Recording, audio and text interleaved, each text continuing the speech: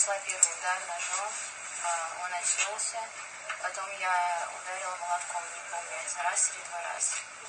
Tres adolescentes salen de un apartamento en Moscú, tranquilas, controladas, pero empapadas de sangre. Una lleva un cuchillo en su bolso, otra sostiene un martillo. El cuerpo de su padre yace arriba, con la garganta cortada, apuñalado 35 veces, muerto en el pasillo. Parecía un asesinato a sangre fría, hasta que Rusia descubrió el horror que vivieron. 27 de julio de 2018. Son más de las 9:30 de la noche en un distrito residencial de Moscú. El aire está húmedo. Es el tipo de noche de verano en la que las ventanas están abiertas, los vecinos están alerta y los sonidos se propagan. Dentro del apartamento, número 404 en el cuarto piso, 3 hermanas están sentadas en silencio. Cristina, 19. Angelina, 18. María, 17. La puerta está cerrada, pero no están seguras, porque sentado en la habitación contigua, detrás de una nube de humo de cigarrillo, su padre, Mikhail Khachaturian, 57, está puliendo una escopeta. No es un cazador, no la está limpiando para guardarla. Lo está usando como un mensaje. Mañana me encargaré de ustedes. Eso no era metafórico. Esa fue su advertencia final. Más temprano ese día, Mikhail había rociado gas pimienta en la cara de sus hijas por salir de la casa sin permiso, solo por una hora. Eso fue todo lo que hizo falta. Habían ido a buscar medicina para una de ellas, pero a Mikhail no le importó. Lo vio como una traición. Gritó.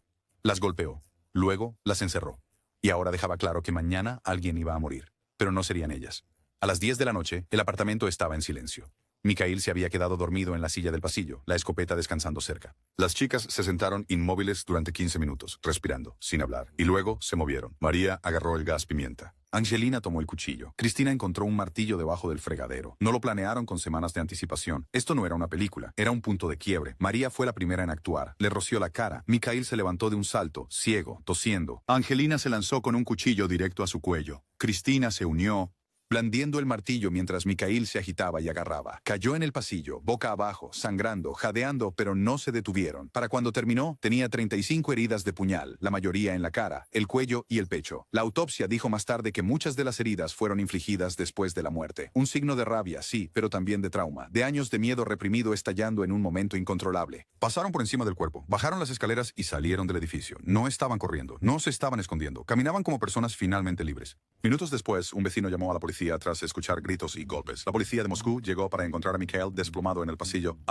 Su camisa empapada. Había sangre en las paredes, en la escalera, en el picaporte. Las armas homicidas estaban tiradas en la sala de estar. Cuando los oficiales vieron a las chicas fuera del edificio, mirando fijamente, con los brazos cruzados, la ropa manchada, ni siquiera resistieron. Matamos a nuestro padre. Eso es todo lo que dijeron. Ahora imagina que eres el detective en la escena. 3 adolescentes, sin antecedentes penales, sin drogas, sin alcohol, solo estudiantes. Una quería ser veterinaria. Otra estaba estudiando ingeniería. La más joven apenas había terminado la escuela secundaria, pero el cuerpo en el piso de arriba brutalmente ejecutado, una escopeta cerca, sin signos de entrada forzada, sin evidencia de otro atacante. A primera vista parece un caso típico de parricidio, premeditado, cruel, llevado a cabo en grupo. Y así fueron arrestadas, fichadas y en pocas horas acusadas de asesinato premeditado en grupo. Nadie tenía idea de cuál era la verdadera historia. Aún no. Mikhail Khachaturian no era cualquier padre. Era un exguardia de seguridad. Conexiones conocidas con el crimen organizado en los años 90. Tenía 3 hijas y una reputación aterradora. Pero lo que nadie fuera de ese apartamento sabía era en lo que había convertido su hogar. Una fortaleza. Una cámara de tortura doméstica. La verdad saldría a la luz lentamente. Un detalle aquí. Un registro de llamadas allá. Luego mensajes de texto filtrados. Notas de voz. Y finalmente, testimonio. Y cuando el público ruso se enteró de lo que estas chicas habían vivido, todo cambió. Esto no era una casa, esto ni siquiera era una prisión. Esto era una cámara de tortura personal, construido por un hombre que llevaba el título de padre como una insignia, mientras lo usaba como una licencia para destruir a 3 hijas una por una. Y durante años nadie vio, o peor, nadie quiso ver. Después de su arresto, las hermanas guardaron silencio. No hablaron mucho con la policía, no lloraron. Solo se sentaron allí, vacías, como personas que no tenían nada más que perder. Pero luego se abrieron las compuertas. A través de entrevistas, documentos judiciales filtrados, notas de terapeutas y testimonios de testigos, la verdadera historia de lo que sucedió dentro de ese apartamento salió a la luz. Y lo que surgió fue más oscuro de lo que nadie esperaba. Mikhail Khachaturian gobernaba ese hogar como un líder de secta. No permitía visitas. Instaló cámaras y grabadoras de audio dentro de la casa para rastrear los movimientos de las chicas. Leía sus diarios, revisaba sus teléfonos, les impedía ir a la escuela los días que estaba de mal humor. No solo era abusivo, era metódico. Cuando las golpeaba, usaba cables eléctricos y bates de béisbol. Cuando desobedecían, las obligaba a estar de pie frente a la pared durante 10 horas seguidas sin comida, sin pausas para ir al baño. Si lloraban, se burlaba de ellas. Los perros lloran, no las hijas. A veces caminaba por la casa con una escopeta cargada, rozándola contra sus brazos o caras mientras se reía.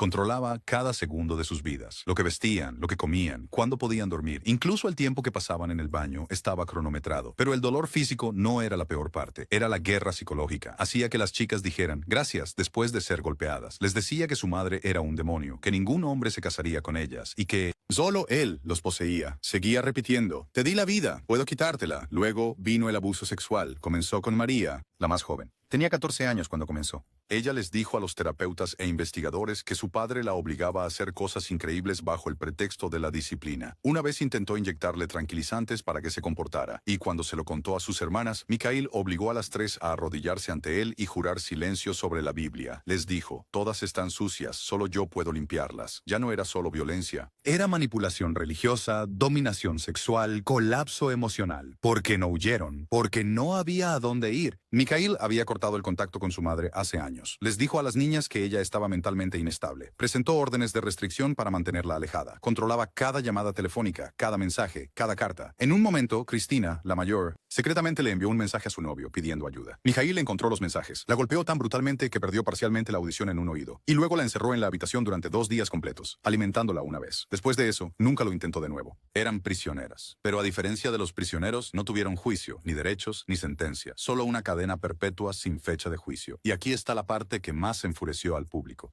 6 meses antes del asesinato, la policía ya había sido contactada. Un antiguo profesor había alertado a las autoridades después de ver moretones y marcas de quemaduras en las niñas. Cuando los oficiales visitaron el apartamento, Mikhail les dijo que las niñas tenían problemas y que él era un padre devoto corrigiendo sus pecados. La policía se fue. Más tarde ese año, María intentó presentar una denuncia a ella misma. Era menor de edad, temblando, agarrando su mochila escolar. Pero el oficial de la estación supuestamente le dijo, los problemas familiares deben resolverse en casa. Así que cuando la gente preguntaba, ¿por qué no fueron las hermanas a la policía? La respuesta era simple. Lo hicieron. Nadie escuchó. Para julio de 2018, las cosas llegaron a un punto de ebullición. Mikhail había comenzado a hacer amenazas sobre matar a las tres y enterrarlas en el bosque. Lo repetía a diario. Y cuando llegó a casa con jeringas y cinta adhesiva, algo en las chicas se rompió. No estaban conspirando. No estaban conspirando. Estaban tratando de sobrevivir. Las evaluaciones psicológicas oficiales más tarde dijeron que las tres chicas sufrían de TEPT complejo, ansiedad crónica, comportamiento disociativo e indefensión aprendida. No estaban cuerdas, porque él las hizo así. No eran libres, porque él las entrenó para no serlo. Así que cuando finalmente se rebelaron, no fue venganza, no fue rabia. Fue el acto final de 3 chicas que no tenían salida. Y cuando confesaron, no buscaban misericordia. Solo querían que alguien finalmente les creyeran. 3 chicas apuñalaron a su padre 35 veces. La ley no preguntó por qué, solo lo llamó asesinato, hasta que Rusia descubrió lo que ese hombre hacía a puerta cerrada. Lo que siguió no fue solo un juicio, fue una guerra pública entre el patriarcado, el dolor y la supervivencia. Después del arresto, los titulares fueron explosivos. 3 hermanas matan a su padre. Adolescentes asesinan a su padre mientras dormía. Triple asesinato en Moscú. Todos los medios las pintaron como asesinas a sangre fría, el tipo de monstruos que se encuentran en historias de terror. Pero luego salió la verdad. Las imágenes filtradas del interrogatorio, los informes psicológicos, las fotos de los moretones, los mensajes de texto, los clips de audio. Y así, de repente, la narrativa cambió de asesinas a víctimas. El tribunal no sabía qué hacer porque en el sistema legal ruso no hay un estatuto que cubra años de terror doméstico. No hay defensa propia lenta, ni cláusulas de síndrome del niño maltratado como en la ley occidental. Solo blanco y negro. Matas a alguien, especialmente a tu padre, vas a la cárcel. Los fiscales no cedieron.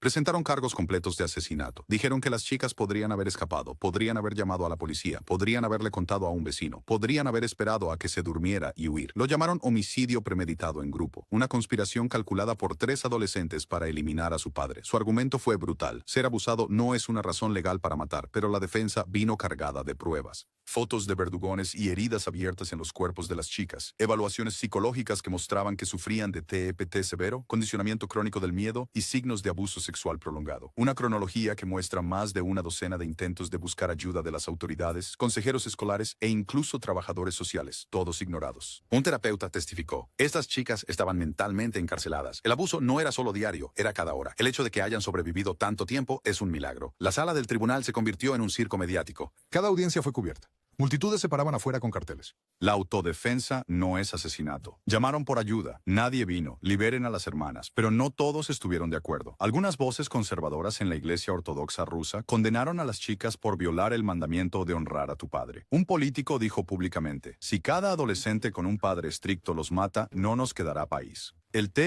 El debate se puso feo. Se formaron turbas en línea. Granjas de trolls comenzaron a crear teorías de conspiración. Algunos acusaron a las chicas de actuar por la herencia, otros acusaron a la madre de manipularlas. Pero nada de eso se sostuvo porque cada pieza de evidencia forense pintaba un cuadro. 3 chicas que mataron para sobrevivir. Y luego vino el giro. 6 meses después del juicio, documentos filtrados que mostraban que Mikhail Khachaturian él mismo estaba bajo investigación criminal antes de su muerte por posesión ilegal de armas de fuego, agresión y abuso infantil. Pero adivina qué, ese caso había sido archivado sin cargos. Los mismos policías que acusaron a las chicas una vez ignoraron sus súplicas. La hipocresía se volvió innegable. Para el año 2020, después de casi 2 años de juicios, interrogatorios, reevaluaciones y limbo legal, la hermana menor, María, fue declarada mentalmente incapaz para el juicio. Su psicólogo dijo que su trauma era demasiado severo para soportar el enjuiciamiento. Fue liberada del arresto domiciliario. Las 2 hermanas mayores, Angelina y Cristina, aún enfrentaban juicio, pero para entonces la presión global era asfixiante. Más de 300.000 personas habían firmado peticiones.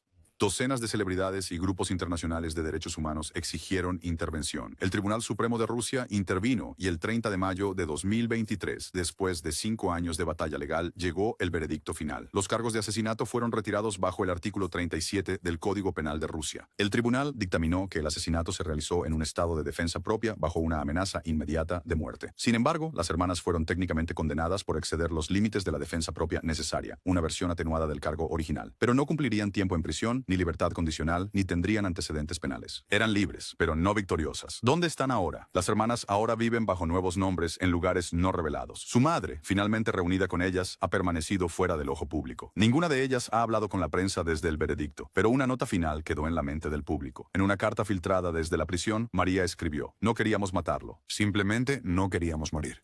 Las secuelas. El caso sacudió a Rusia hasta sus cimientos. Por primera vez en la historia moderna, las sobrevivientes de abuso doméstico fueron tratadas como algo más que criminales. Nuevas discusiones comenzaron sobre leyes formales de violencia doméstica en Rusia, algo que ni siquiera existía legalmente en ese momento. Las ONG informaron un aumento del 200% en las llamadas de mujeres y adolescentes denunciando abuso. El caso se añadió a los planes de estudio de las facultades de derecho como un hito en la interpretación de la autodefensa bajo trauma prolongado. Pero aún así, muchos argumentan que nada ha cambiado. Rusia todavía no tiene una ley integral sobre violencia doméstica. La policía todavía descarta muchos asuntos familiares como privados, y miles de niñas todavía viven en hogares como el del que escaparon las hermanas Khachaturian. Así que cuando la gente pregunta, ¿ganó la justicia?, la respuesta es brutal. La justicia no ganó, pero por una vez tampoco perdió, porque esta vez 3 hermanas salieron con vida.